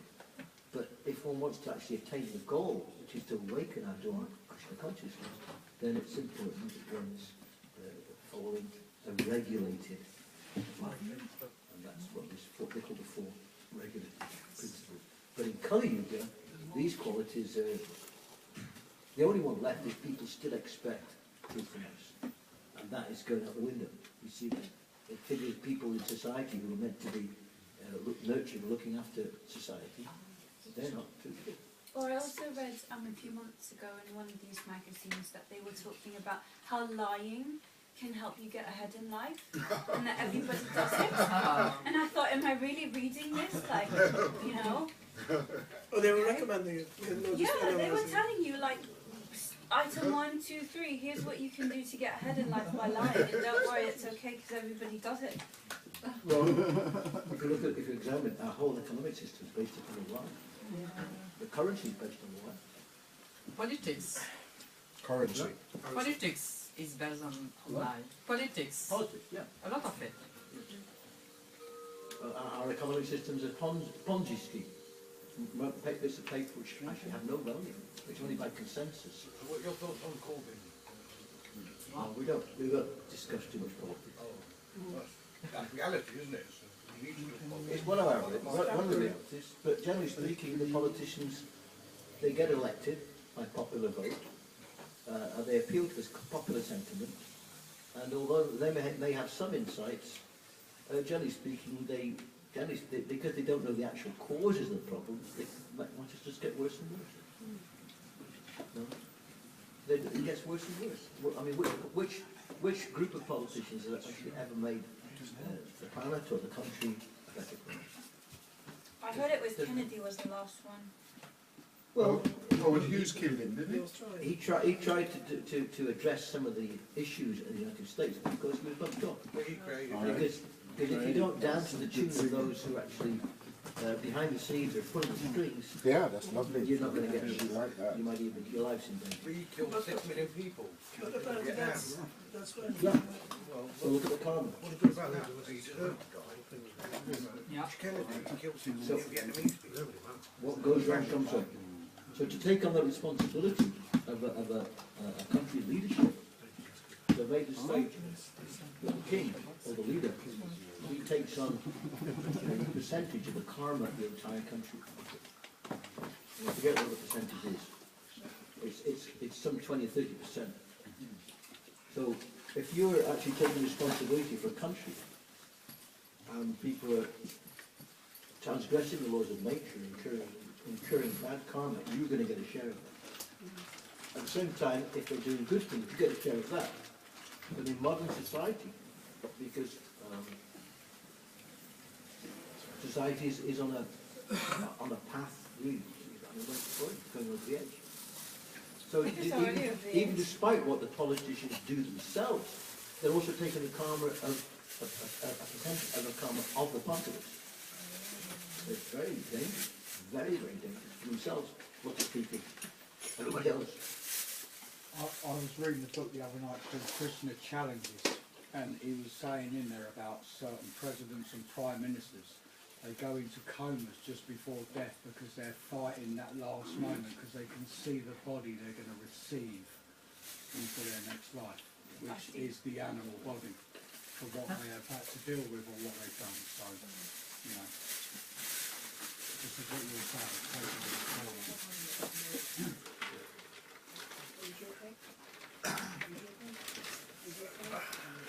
Does that answer your question? Yeah. It was a bit about the archaeologists and the Yeah, that's okay. I was wondering, I read a few days ago that the Vedas sort of hint about alien life forms on Earth 6,000 years ago. No. Is that true? Well, the Vedas say, rather explained, there's life everywhere throughout the universe. Everywhere. There's no place there isn't life. Because life is the soul. And the bodies that the souls have is according to their environment. There are many types of life you just can't even see it. Except the body. You're going to go to the show for him? According to the Vedic paradigm, They describe the universe as upper planets, middle planets, and lower planets. This is the middle planet. We live in the middle planet system. The upper regions of the universe, the higher planets, the higher up you go, the more selfless the mentality. The more subtle it gets, and the more selfless. Conversely, the lower regions of the universe, the further down you go, the more subtle it gets, but the more selfish it gets. So, there's a verse in the Upanishad, and I can't recall the Sanskrit, but the translation is, the killer of the soul, whoever he may be, must enter into the regions faithless, full of darkness and ignorance. So if you don't want to nurture our spiritual nature, if we're actually killing our higher consciousness, then there are realms where that's the norm. In the lower planets, there's no chance of civilization. The humanoid species, yes, but they have no inclination or opportunity. It doesn't even come with the species. And you look at some of the reports that people have of some of their encounters with UFO entities. Sanaputa wrote a very good book called Alien Identities. Very, very, very deep book. It's impartial. It's one of the groundbreaking books of that genre. Just like Forbidden Archaeology also, that was an excellent book, an analysis of archaeological procedures, and the anomalies which have come up over the last century or two, which contradict the mainstream theory. He's not kind of banging a drum, he's just presenting how things are and suggests we need to look at this in a different way, because the facts don't support the theories. He comes up and says, from his analysis of various reports, he said there appear to be at least 70 different species of aliens who are visiting in different types of crafts. But they're the physical aliens that manifest. The subtle realms, the angelics and Davids, well, they don't even come here anymore. But when you analyse those different species, for the most part, they seem to have a very developed mental faculties, which is the chakra here, solar plexus. But they seem to be lacking in the heart chakra. But empathy isn't. They're very technologically advanced, very linear thinking. It's mental, even so some of them seem to have control over people's minds and read about these various UFO encounters. But the heart chakra, it isn't accessible in those species. They're grossly materialistic, very materialistic. So the special gift of the human species here is that we can actually, in this species, awaken our love of God. So how come during the time when Arjuna was going to battle and they were sending all these outrageous things, how come we can't do that? How come we can't chant on something and say a mantra and make it, water fly or something? Why can't we do that? Want to do that? You have to be pure. Why not? When's a different time, there was a different time, isn't it? Human beings have after 5,000 years, human beings have devolved so much. So just 5,000 years. Srila Prabhupada speaks of, he remembers as a boy, seeing some of the wise men in India. There's one particular gift, so it's called a siddhi. It's almost a mystical thing. A person can have 50 different conversations. He'll talk to you, some topic, maybe complicated, and he'll go to you and talk about something totally different. He'll talk to you, and another topic, and to you, and then back to you again, and pick up exactly where you left off. 50 different conversations. An incredible memory. There's a case of a Brahmin who witnessed a murder between two Englishmen. He was a Brahmin. He didn't speak English. But his memory was such, he could go in court and repeat verbatim the conversation that took place. He didn't speak English, but he could remember the whole conversation. In other words, he could remember the sound of it. His memory was so acute. And that was only 80, 100 years ago. And who's got that now? We can't even remember what we were saying 5 minutes ago. So in Kali Yuga, everything's degrading. But the wonderful blessing of the Kali Yuga, the Devas say the Kali Yuga is worshipable. This age is worshipable. It's a crazy age, but it's worshipable. Why? Because simply by chanting the holy names of the Lord, the Hare Krishna mantra, one can attain the highest gift of human life, which is awakening our own God. So much so that it is said that the Devic realms, they pray to take birth on this planet, because in one brief lifetime, one can awaken our soul, which isn't available to the Devics. They've all got their duties to perform. They've got their duties. In those species, they're looking after universal management. The human duty is God consciousness, self-realization. That's the human duty. That's the duty of this species, to awaken our Lord God. The angelic realms, the Devic realms, they have their universal management to look after. We've got the special benediction, special privilege. Our duty is to awaken our love of God. And that's what all the teachers, Lord Jesus, Muhammad, Lord Buddha, he was giving a higher consciousness. That's the purpose of human life. And it's not available to even the Devas and the angelic realms. They've got to work their way up to Brahmaloka or take birth here. So this is a very special time. Golden age of Lord Chaitanya. Very special time. As the Kali Yuga memories are so short, can you remind everybody what's happening this weekend, Prabhu? Very special time as well. Some people came later, would you mind? Well, I mentioned Janmashtami, Bhagavad Gita Puja. Yeah, so because some people came just towards the end. This weekend is very special also, even more special, because tomorrow is Krishna's appearance day, so it's a festival all day, late into the night, both at Soho Street and at the Manor. So please come to whichever place you can come to. If you come to Soho Street, you can actually join Lord Chaitanya's army by coming on the street and chanting. And it's very special also because we have midnight darshan. Normally temple closes at 9:30, but on this day we have darshan at midnight, and then we have a big kirtan, and then we have a feast. And the day after, it's Prabhupada's appearance day, through whom we get Krishna's mercy. Without him, we wouldn't have the equivalent actually. So we have to really chanting and teaching all day. Yeah. There'll be chanting in the temple, on the street, in the park. Nice Krishna Prashadam. It's a nice festival. It's a special weekend. Weekend with a difference.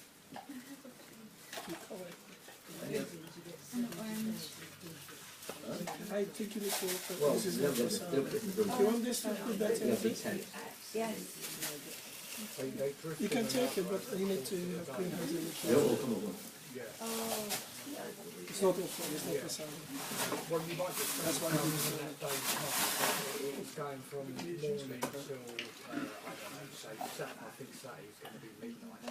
So some people stay 5 hours, some people turn up then after that, so it is fluctuating, with people coming in and out. So you don't actually get 70,000 people in once, but you get a fair few thousand people there at once, I promise you that, and that's why they're continuously giving out food, because of that fluctuation of people coming, so everything is on the go. Well, it's not that, it's well controlled actually. The work they've done up there is amazing. They get these tents up. It's a bit more prashadam if anyone wants. They've constructed a small city over the past few weeks out on the ground. What, here? No, it's amazing. I was just like in the bus stop.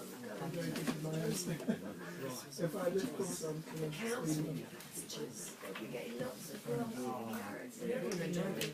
Any other questions? Thank you for coming. Maybe you can visit one of the temples over the weekend. Anyone intending to go to the temple? Thank you for coming, sir. Thank you very much. Hope you'll come again. Thank you. Thank you very much. I hope you've not been intimidated by the philosophy. No, it's been before. Did you enjoy the supper? Was that okay? Very nice. Very nice, sir. Thank you.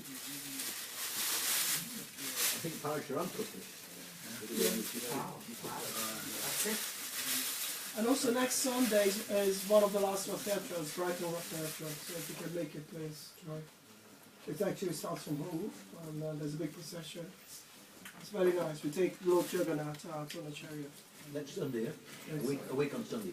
Yeah. If anybody's driving there, please run it in. Well, you announced it, wasn't it? Sorry? Well, you announced it. No, so that they can come, because most of them, I go to all the restaurants, but most of them don't, so it's good for them. It's bright and it's close.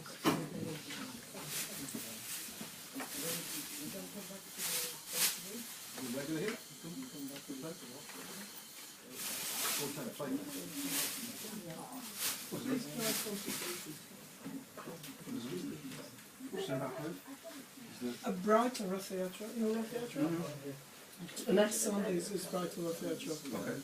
There is one more later in October. Where do you live? I'm here fairly regularly. Yeah? He comes every Sunday. I didn't realise it was so soon. Yeah, normally it's at the end of summer. Oh, yeah, okay. I remember once it was so hot, some people just had a swim after the session. I was tempted, but I didn't.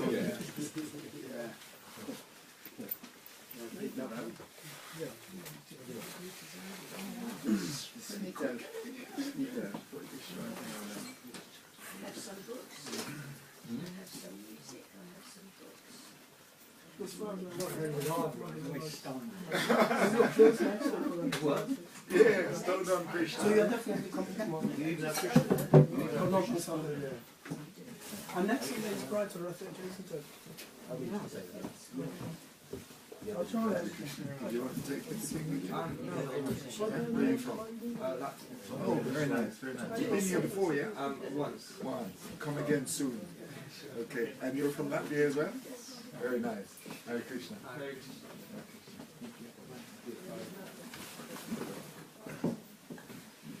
Colin. Hello, Nicole. Pardon me. Hare Krishna, Steve. Thank you. Wasn't you given one last week as well? I was. Was she? She's very fortunate. Colleen. Twice in a row. Oh, Colin. Do you have a garden? Do you have a garden? I There's have, now round her neck. I have a beautiful balcony. She With has. flowers and everything. I love flowers. Put that little tree around the plant pot. It benefits the living entity in the plant or tree body. I shall put it out. I have a huge big trough of flowers. I got one. I hung it in the. I got like a temple around it. How are you? And, Very well, very well. Yeah, yeah. I've got a really Good to nice see you. completely Good to see you. temple-like, yeah. Amazing. It's Thinking amazing when you about want it. to I haven't turn seen it it for a while. into a Here temple. you are. And then Oh, I the didn't devotees come find for out. maybe And just the 2 weeks. pictures. Don't lie. That's right. That's what they say. That's right. They say everything thinking about That's right. You're going to live a long time. We say that in Jamaica as well. Well, soon as we Yeah. found out at the temple, Well, then the spirit soul, donations I was of born pictures, there. Yeah, ornaments, alright. it just grew. Its fingers grew. You're going to help to clean up, aren't you? But I got these and I kept them, I hung them up, and they dried out, but they still stayed important, and they didn't stay hanging over one of these old septic. These apples. Orange, yeah? That's the juice.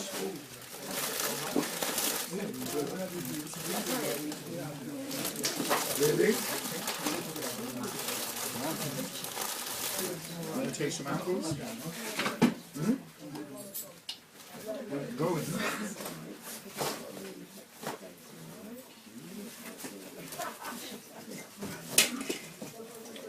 This one there. And you can't.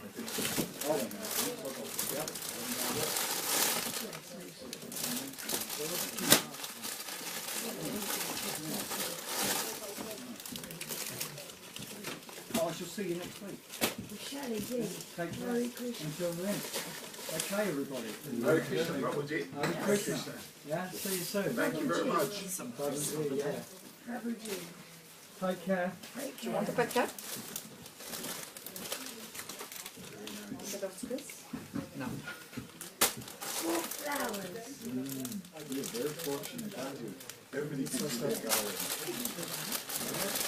Very nice. Try it, and I tried it here.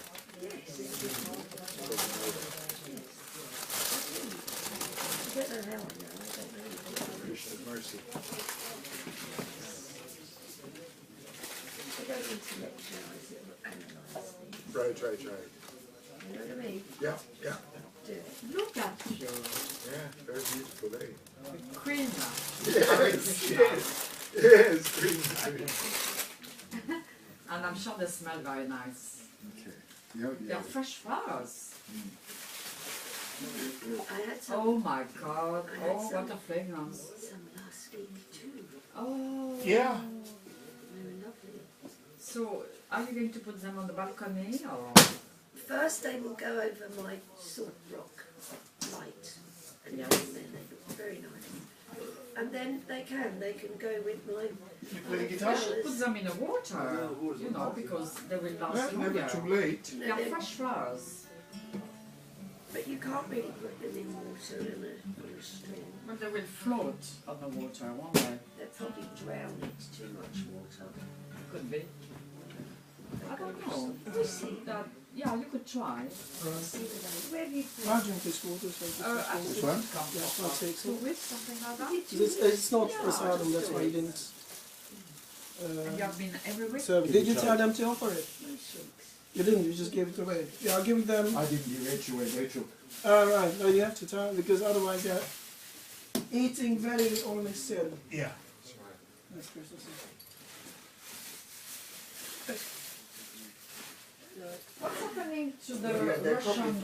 probably thought it was offered, really. What's happening? Well, that's why we didn't serve it. because What's it hadn't happening to been the Russian man who used to do the cooking? Is he still around? He lives near the manor now. Does he? Yeah. Ah.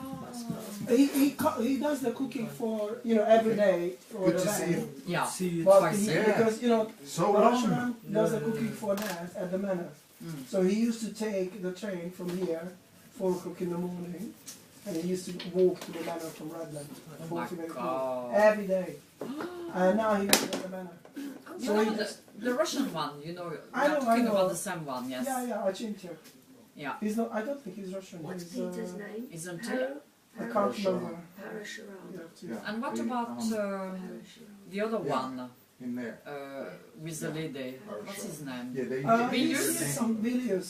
He's here somewhere. He but lives on a boat. Yeah, Does he still come here?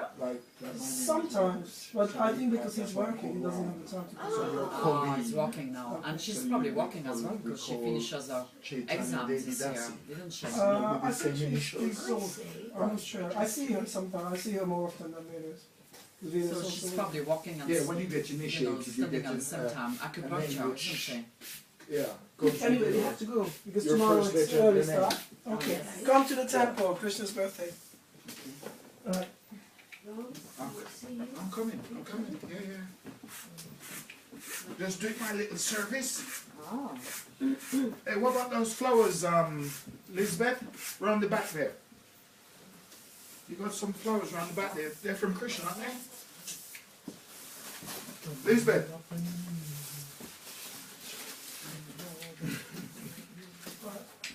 What about those flowers round the back? Well, these are dead flowers. Where are they from?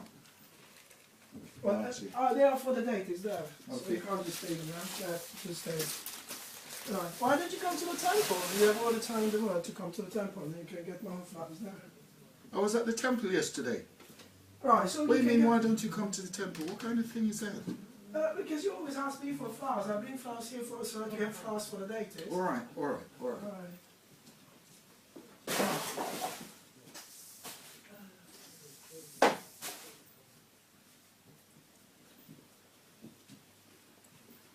I don't know who comes to the temple. I'm at the temple right now. I'm in the temple right now.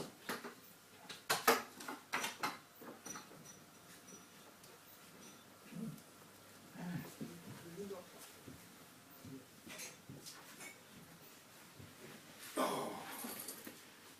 Okay, ready?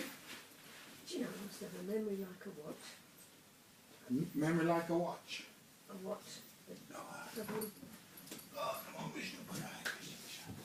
I'm going to bring a notebook next week and write down names. Yeah.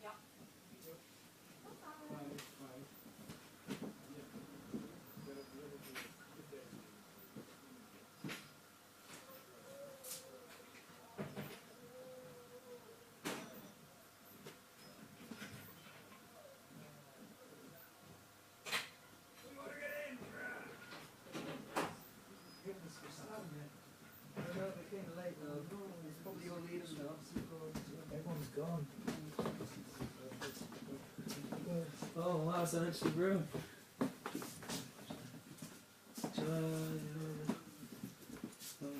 Everybody's gone. Yeah. How's it possible? Literally everyone. This is the class that ended earlier. Yeah, yeah. Even if I go or son, there's also like so many cars and stuff. Was it good? It was nice. It was nice to come here. Johnny Prasadam left. No, the thing we done. It's really it's amazing. Huh? Okay, we gotta go back to Silver Street for another thing. You are the Prasadam. Oh, that's fine. Oh, they knocked the wall away. This wall was... There was a wall here, right? No. It was just covered with some Yeah, sort of blankets. yeah, this thing. Oh, okay. But this is better. Who's that? Somebody there for Pastor Adams here? no Pastor Adams gone now. Oh, okay. Yeah. Maybe somebody's not left yet. Many people came? I would say 15 people. It's Elizabeth. Is it Elizabeth? Looks like Elizabeth. Okay. You got staying yet? Just pulling out, yeah. Yeah, thanks. Okay, go on. Yes. Are we going now? Okay. We're going. We have to change that for any. This lady.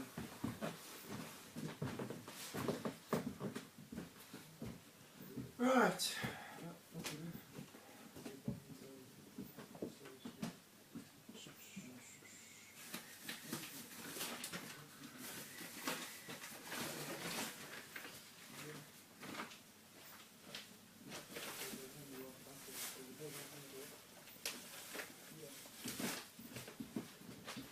Right. Okay. There you go. It's all kind of tidy, but there's an open bag full of rubbish. So oh, look at this. My favorite color. Hey, are you staying here? No, I'm just going to say. I think because tomorrow it's Jam Off, so it was